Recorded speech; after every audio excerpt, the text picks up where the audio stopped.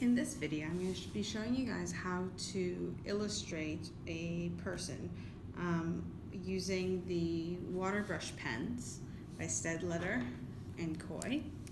I'm going to be doing a couple different versions of the same image. Somehow over the years I've managed to keep using the same image to do samples for students, so it's become one that I'm very familiar with. It's an image of Frida Kahlo. I'm going to be doing this in 6 different versions. A realistic one and a more cartoony one without water, a realistic and a more cartoony one with water, but you'll see that I'm using just standard sketchbook paper for this. And then I'm going to work on watercolor paper with water as well, so you can see the difference in the effects. I'm starting with the cartoony ones first because I want to figure out sort of where to place the colors, because I'm still learning how to get these colors exactly the way I want. Okay, so I'm going to start this one with what is probably going to be the trickiest part, which is trying to get the skin tone right. On the side, I've got a bit of scrap paper that my son and I were drawing on earlier, hence the Stegosaurus, and I'm going to use this to test the colors. Right now I want to find a good base for her skin tone. I think that one's a little too pink, although it might be good for her cheeks and some highlights. That one's way too orange, although I might incorporate that in for some areas as well. I think I want to go with sort of the light yellow color as a good base. So now I want to test kind of what effects that might look like.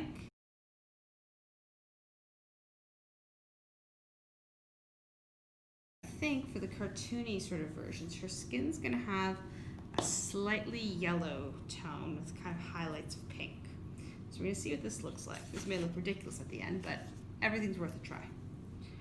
All right, so I'm going to start by laying in her skin. Now, before I start, I've noticed that my pencil is a little too dark because I don't want too much of it to show through. So I'm using a kneadable eraser.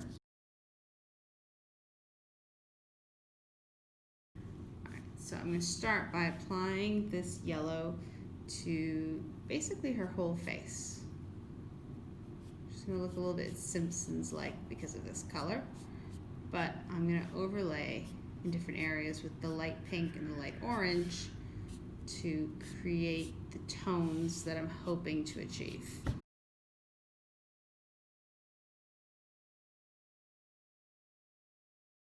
So I've applied the yellow. I want the whole surface to dry a little before I apply the next color. So I'm going to wait a moment before I add in the next color. So while I wait, I think what I'm going to do is I'm just going to add in sort of a base layer for the patterning on her shirt. So just a bit of a base layer there to get it started and to start balancing out areas. I'm going to do the same thing with the pink.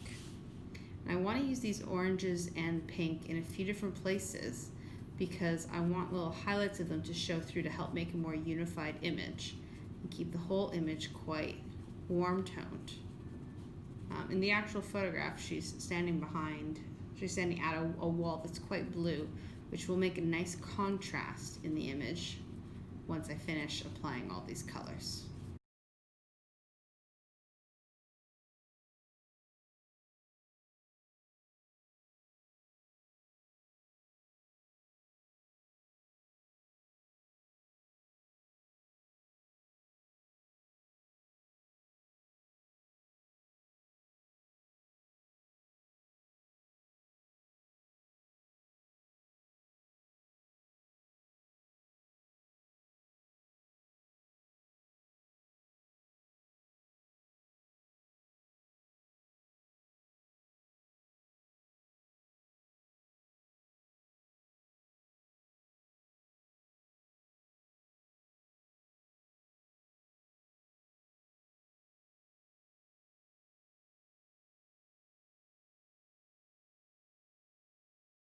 Okay, so now that I've created the basic image, what I want to do is I want to use a Fineliner to do some outlines on it. So you'll know that one of the things I asked you guys to purchase was a Fineliner. Depending on your year group, you might have been asked to get a different size. I'm going to take a look at the sizes I've got. So that one is a 0.4. What do I have over here? 0.8. Okay, so I like the thicker version. I think that's gonna work better for my intentions. Not for all of it, but for most of it. So I'm gonna use that to just give in some fine lines to really take this to the next level.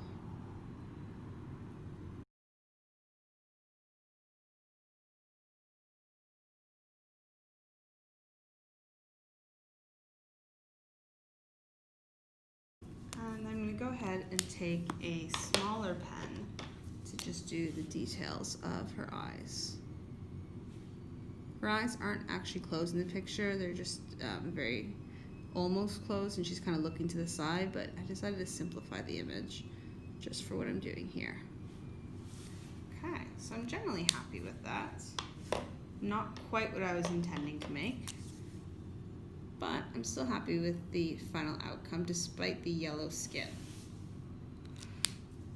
It's good to keep in mind that you can't go as far with the blending of the pens when you're just using them dry as when you use them wet. But let's take a look at doing this same image using the same colors, but we're going to do this wet. So I'm going to use a refillable brush pen to just apply a little bit of water and hopefully blend the colors and see if I can take this to a point that I'm a little bit more happy with.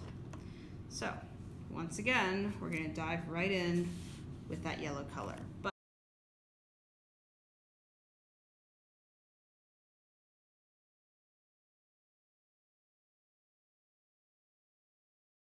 now that I've applied that yellow, I'm going to see if I can use my brush pen to move it around a little bit and try to get rid of some of these streaks.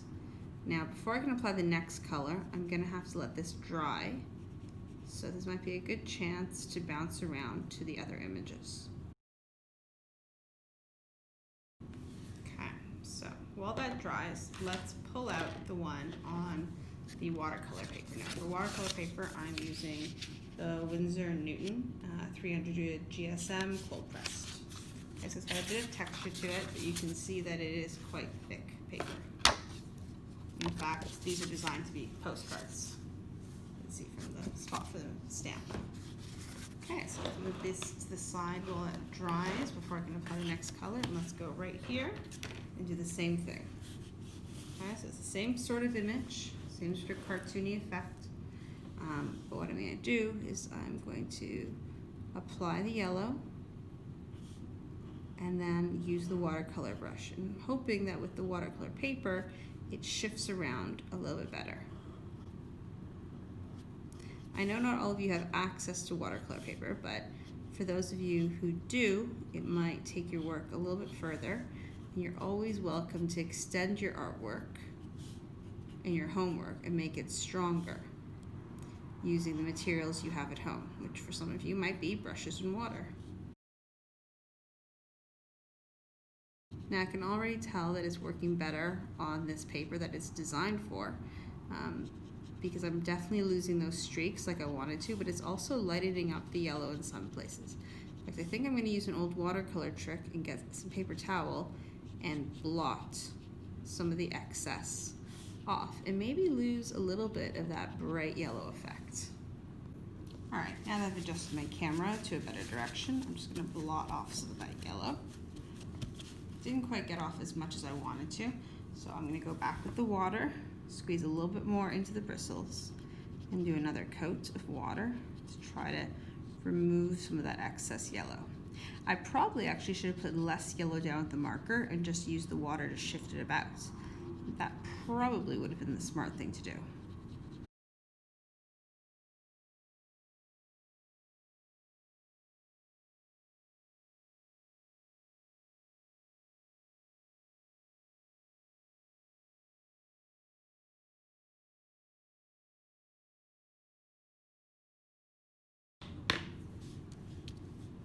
So that's probably dry enough now that I can go ahead and start playing with water and markers on these. So now I want to work a little bit on the pink on her cheeks. I'm not going to apply as much as I did before when I did it with dry because I want the color to shift about. Now this is the moment of truth of whether I'm going to overwork the page and destroy it or if I'm going to get this right and actually get this rose sort of pulled out. So I think I'm going to have to apply a little bit more. Now when you apply directly on a wet area, it sometimes leaches some of the ink from the nib of your marker. That part's the nib, by the way. So I might have to draw on another piece of paper to sort of get it going again. I'm going to do the same thing on the other cheek, although I'm not overly happy with the results.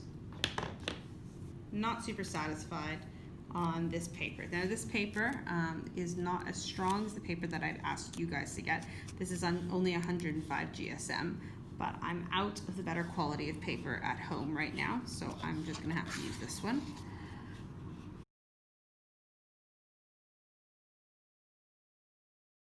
Definitely liking that effect better. Oh, and of course, I did that effect and it wasn't properly lined up on the screen. That's frustrating. Okay, so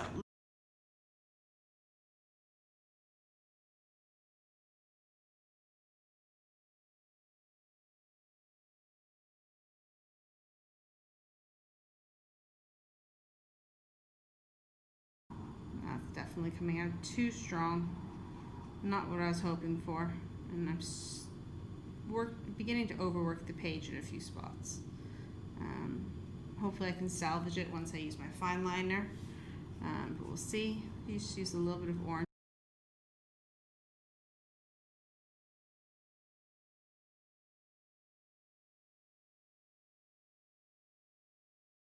Okay, I'm really liking this effect on the flowers better here.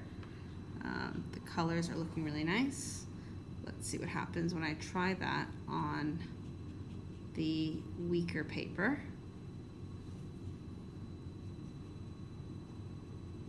Okay, not so much. But it's still looking better than some areas of this image that are looking quite fuzzy now that they've bled out a great deal. Although this was bleeding here as well, so I probably started doing this section before this one was completely dry, which caused that to happen.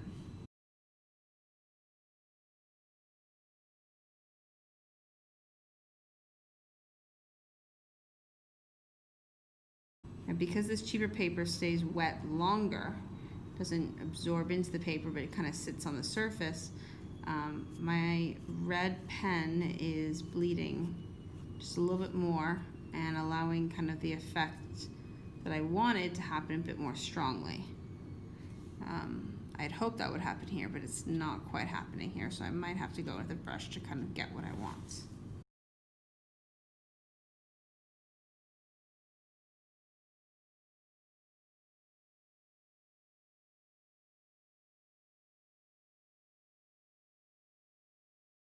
Start working in the black. Now I'm hoping to use my brush on the black because I want to kind of create the effect of her hair pulling a little bit better. Just remember that these pink flowers might still be a bit wet, so that might cause me some problems in a second. We'll see what happens if that black that we went too close with absorbs.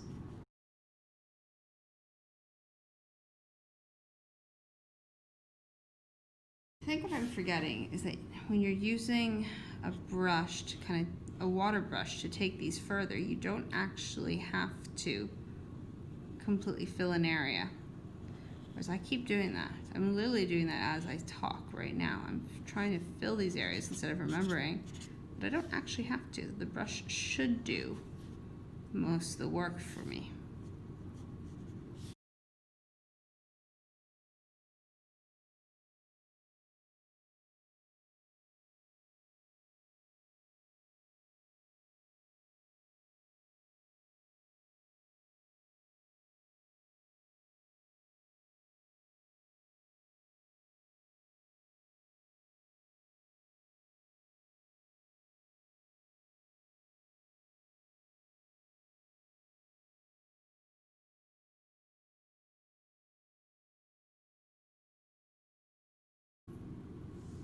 Okay, so I've gone ahead and added in the background in these images, and you can see where that I used the marker without water, I get a very streaky effect because the quality of my paper is not as strong as it really needs to be. when I'm using the water on this paper, it gets not nearly as much coverage. I really should have applied more ink before adding water. However, on this one, I did the same amount of ink, just a couple of streaks and then kind of an outline around her, and the brush was able to really bring that color out and spread it out. So the last thing I need to do now is I need to take my fine tip pens and I need to use those to add my final details.